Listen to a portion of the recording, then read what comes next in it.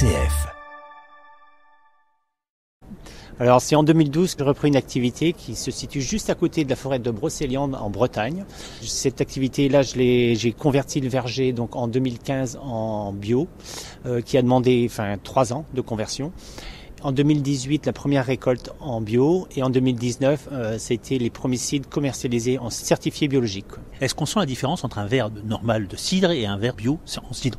Non, je pense pas qu'on sent une différence.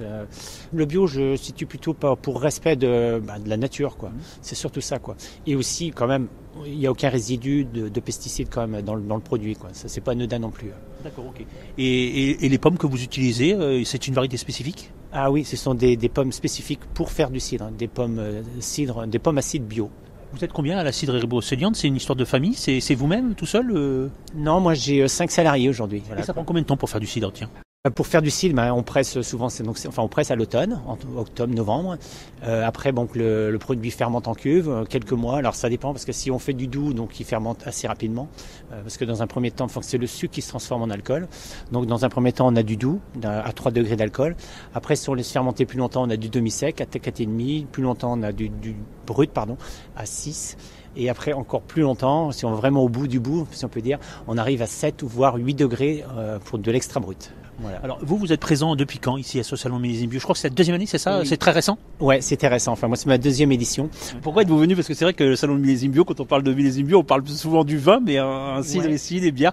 Pourquoi vous êtes venu là précisément ? Parce que tout simplement le cidre monte en gamme, quoi. Aujourd'hui, on arrive à faire des très très bons produits en cidre et on a une demande. Parce que le cidre est un produit qui passe très bien, même quand il fait chaud.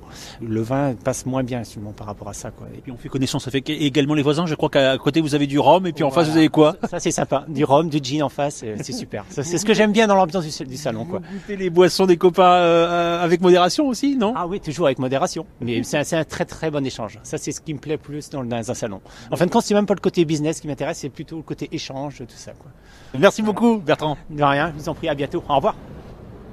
Nous rencontrons différents acteurs à l'intérieur de ce salon Millésime Bio, 30e édition, on le rappelle, 30e anniversaire, et nous avons auprès de nous à notre micro Fanny Boyer. Fanny Boyer, bonjour.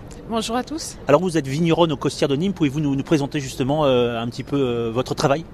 Oui, effectivement, je suis vigneronne avec mon frère François qui lui s'occupe du vignoble et moi je m'occupe de la partie vinification et commercialisation sur un domaine de 60 hectares en bio depuis une quinzaine d'années, en biodynamie depuis 4 ans.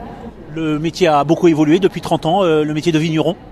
Oui, il a évolué, mais je pense que les personnes l'ont fait évoluer, les vignerons, les vigneronnes, le monde extérieur aussi, on a essayé de s'adapter à beaucoup de choses ces 30 dernières années, et notamment le consommateur a de plus en plus besoin et envie de savoir comment le produit est fait et de quelle manière on le fait, donc voilà, les choses changent. Alors vous êtes pour le bio, on peut le dire ?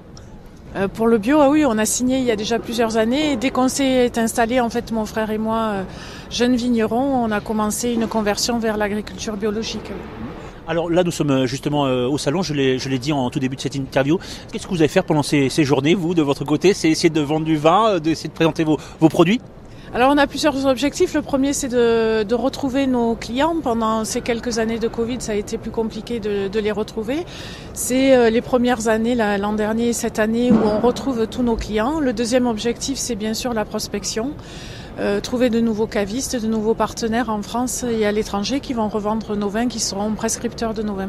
Alors on a la chance de dans ces couloirs de Millésime Bio parce que vous avez 2 nouvelles cuvées, pouvez-vous nous en parler ? Oui, Millésime Bio, c'est un peu une fête pour nous et c'est un moment clé de l'année où effectivement, par ces rencontres avec notre clientèle, on va pouvoir proposer nos nouvelles cuvées. Et cette année, on a 2 nouvelles cuvées qui s'appellent pour l'une Cinsault Bistrot, qui est un rouge 100% Cinsault, et pour l'autre qui s'appelle Un amour de Syrah et qui est un 100% Syrah. Pourquoi vous les avez nommés ainsi ? Petite histoire personnelle ? Oui, Cinsault Bistrot, c'est le côté vin de copain, vin d'apéro, un vin très léger, très friand, très fluide. Et un amour de Syrah parce qu'on a presque la moitié de la propriété qui est plantée en Syrah et ça reste quand même